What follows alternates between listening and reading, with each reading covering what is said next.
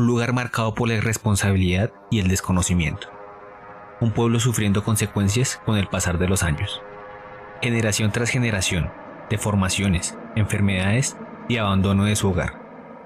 Hace 35 años este sitio se llenó de una nube radioactiva, que con el pasar del tiempo sigue mostrando secuelas de poder sobre los más débiles.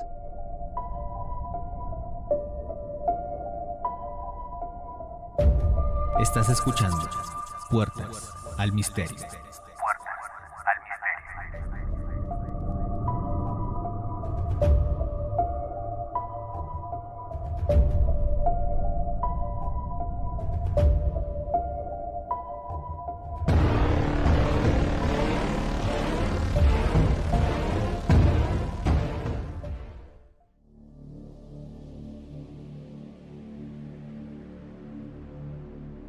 Buenas tardes y bienvenidos a una nueva historia. Mi nombre es Vanessa López y hoy estaré acompañándolos en una tarde de misterio podcast. Buenas tardes Vanessa y buenas tardes a todos nuestros oyentes. Mi nombre es Diego Galindo y el día de hoy abriremos las puertas al misterio con la historia de Chernobyl.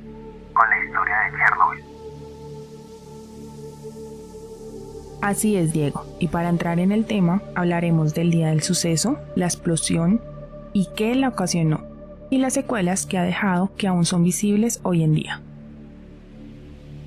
La historia de Chernobyl es conocida por muchas personas. Todos sabemos que hubo una explosión que llenó los cielos de radioactividad, que aún está en el aire 35 años después de su explosión.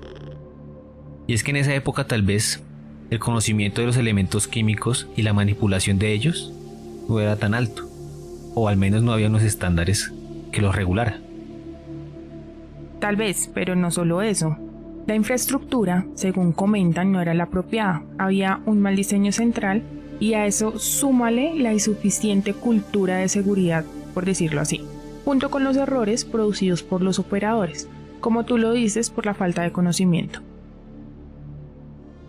Pues imagínate, se supone que ahora, y en esos tiempos en Occidente, la seguridad en las plantas de energía nuclear debían tener un protocolo de contención, para que si ocurría un accidente, la propagación de los gases, los químicos y la reactividad, sobre todo, no causaran afectaciones irreversibles o irreparables.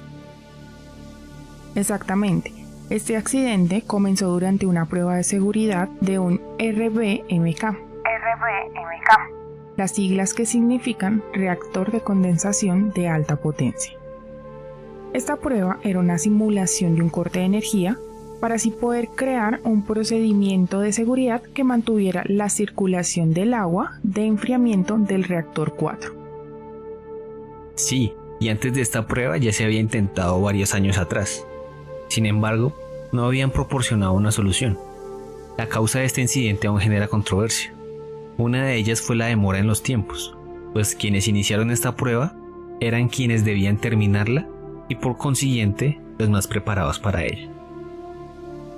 Pero aparte de lo que dices, ya se venían realizando pruebas desde el día anterior, que habían causado una serie de desequilibrios en el reactor 4, lo que finalmente desembocó en el sobrecalentamiento descontrolado del núcleo de este reactor, y una o dos explosiones sucesivas, seguidas de un incendio que despedía gases con altos niveles de radioactividad.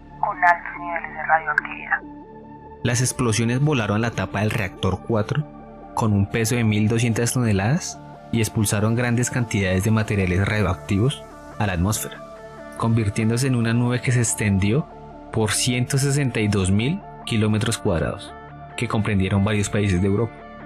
Dicen que la cantidad de dióxido de uranio, carburo de boro, entre otros, y las aleaciones de circonio y grafito expulsados fue unas 500 veces mayor que la liberada por la bomba atómica de Hiroshima en 1945. Esta explosión de estos materiales radioactivos y tóxicos causó la muerte de 31 personas en las siguientes 2 semanas y llevó al gobierno de la Unión Soviética a la evacuación de urgencia de casi 116.000 personas, provocando una alarma internacional al detectarse radioactividad en al menos 13 países de Europa Central y Oriental. Debemos decir que esta explosión también causó la muerte instantánea de 2 personas que hacían parte de las operaciones de la planta en ese momento, y los bomberos que fueron a ayudar a la disipación de este tuvieron que ser hospitalizados. Les diagnosticaron síndrome de radiación aguda. Fueron 132, de los cuales 28 murieron en los días y meses posteriores al accidente. Y no solo eso, hay al menos 14 casos de cáncer inducido por radiación, de los cuales nadie sobrevivió. Y después de todo esto, se inicia una operación de limpieza donde aproximadamente 600.000 personas se encargaron de descontaminar, contener y mitigar las zonas aledañas a Chernobyl. Casi 5 millones de personas quedaron viviendo en áreas parcialmente contaminadas y unas 400.000 en zonas altamente contaminadas de radiación.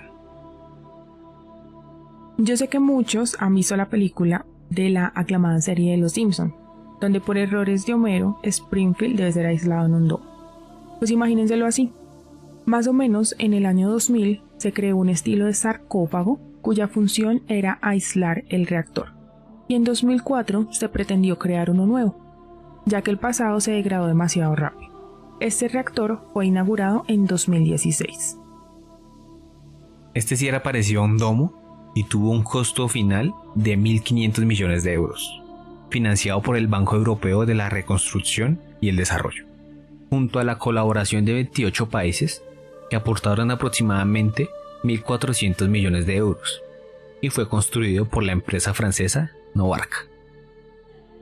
Después del accidente de la planta de Chernobyl, las compañías eléctricas del mundo fundaron la Asociación Mundial de Operaciones Nucleares, la UANO, con el objetivo de alcanzar los más altos niveles de seguridad en la operación de las centrales nucleares, a través de un intercambio de información técnica, de la comparación, emulación y comunicación entre sus miembros. Y en este punto es donde nos preguntamos, ¿podría volver a suceder algo así? No, pasaron una serie de circunstancias irrepetibles ese día, como la falta de cultura en seguridad. En esa época primaba el poder político sobre el conocimiento científico, lo que hacía que las naciones de la antes Unión Soviética no pensaran en posibles riesgos.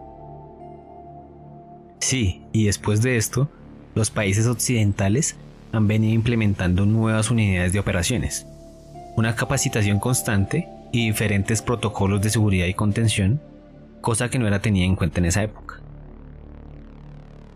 Dejando de lado un poco el tema del incidente y centrándonos en los daños ocasionados, podemos decir que aquí es donde se complica la situación, porque después de este suceso ocurrido hace 35 años, aún se ven secuelas de los daños que causó la alta radioactividad.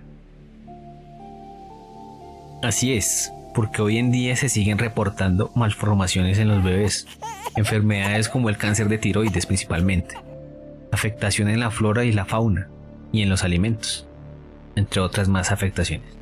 Podemos decir que es algo parecido a las enfermedades heredadas, pues han pasado de generación en generación debido a que muchas de las personas que estuvieron allí absorbieron demasiada radiación, ya que a pesar de que se pidió la evacuación, muchas de las personas decidieron quedarse.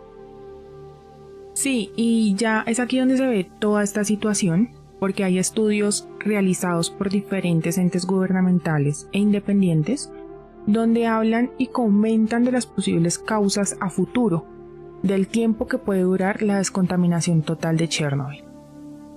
En un reporte que salió para el año 2011, la preocupación se centraba en la contaminación del suelo por los elementos como el estroncio y el cesio, pues los periodos de semidesintegración es aproximada de 30 años.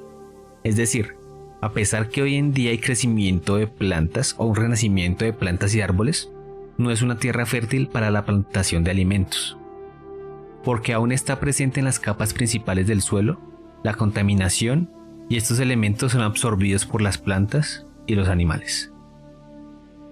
Por otro lado, los animales también fueron contaminados porque se alimentaban de la hierba mala del lugar, causando que muchos de ellos quedaran estériles y se contaminaran los productos secundarios que salían de ellos. como la leche, que fue la causante de muchas muertes por cáncer de tiroides en niños menores, que eran quienes la consumían. Esto pasó en Ucrania, Bielorrusia y Rusia principalmente, y es por esto que fue asociada como la radioactividad presente en el ambiente y en el suelo. Además se reportaban múltiples deformaciones en los animales. También estimaban que la radiación desaparecería completamente en unos 300.000 años. Y por ello se dieron restricciones en varios países europeos, quienes instauraron unas medidas para mitigar las consecuencias y evitar efectos graves que pudiera causar esta radiación en la salud. Esas restricciones, en primer lugar, fue la eliminación de este pasto para el alimento de los animales. Se trata de controlar los niveles de radiación en la leche, se pusieron restricciones de acceso a la recolección de leña en lugares afectados y a la caza también. Y más de 30 años después, estas restricciones siguen vigentes. Y dicen que estas restricciones en algunos países van a seguir vigentes por muchos años más. En Gran Bretaña, por ejemplo, de acuerdo con la Ley de Protección de Comida y el Ambiente, dada en 1985, se han impuesto restricciones al acceso de comida procedentes de lugares aledaños al incidente, principalmente al ingreso de ganado. Todo esto porque en 2006 la radiación seguía afectando más o menos 170 granjas y 200.000 cabezas de ganado aproximadamente. Con respecto a la flora y la fauna, días después del accidente, aproximadamente 2 kilómetros cuadrados de plantación de pinos tomaron un color marrón dorado y murieron, adquiriendo el nombre del bosque rojo. Y en un radio de más o menos 25 kilómetros se produjo un aumento en la mortalidad de las plantas y animales, así como lo que tú mencionabas hace un momento, la pérdida de capacidad reproductiva. Y en los años posteriores al desastre, en la zona abandonada por el ser humano, ha florecido la vida salvaje. Como si la naturaleza tratara de recuperar su lugar. Tanto así que Bielorrusia ya lo ha declarado como reserva natural, al igual que en Ucrania.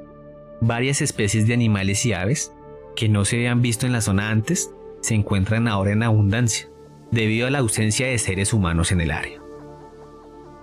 Pero dicen que hay muchas especies que son más grandes que su tamaño normal. Muchos especulan que es debido a la radiación y que ésta ha causado cierto tipo de mutación en las especies.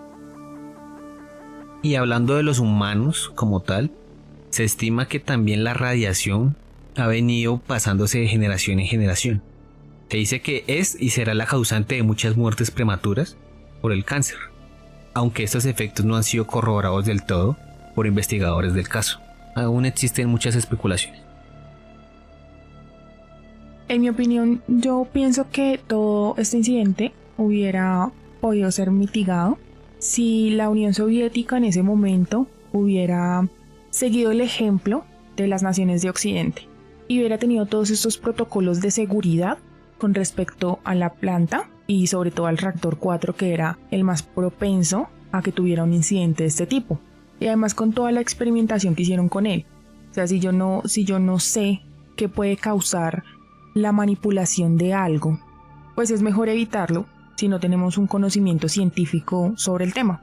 Hubiéramos podido evitarnos tantas muertes, tantos conflictos entre las personas que vivían en esos lugares, las mutaciones, los animales, el medio ambiente.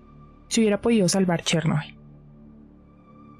Yo entiendo tu punto de vista de que debió haber una mayor logística y preparación ante una contingencia como esta, pero debemos también situarnos en que era el año 86, en plena Unión Soviética, en donde los intereses políticos primaban más que las intenciones de un particular, más entre esta carrera de experimentación y energía que siempre hubo entre Estados Unidos y este estado prácticamente autoritario.